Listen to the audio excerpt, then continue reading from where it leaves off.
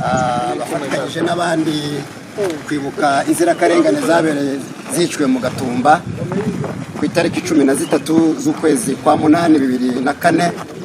Uyu munsi rero dufite iminsi 14 twebwe twabyibutse kubera uyu munsi niho twashinguye.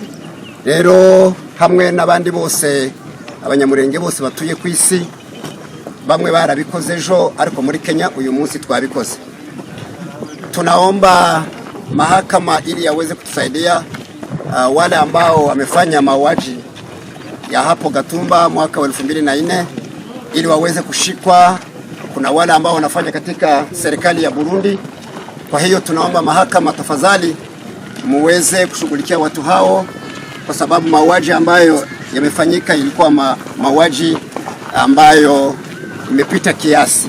Miongoni mwetu kulikuwa wachungaji, kulikuwa watoto wadogo, wa mama, wa baba, pia wale wote ambao wamefariki.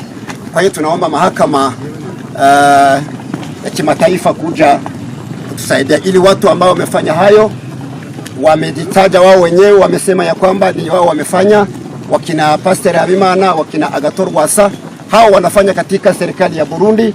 Kwa hiyo tunaomba mahakama kushughulikia watu hao ili wale ambao wamefanya mauaji waweze kushikwa, waweze kuingia katika serikali.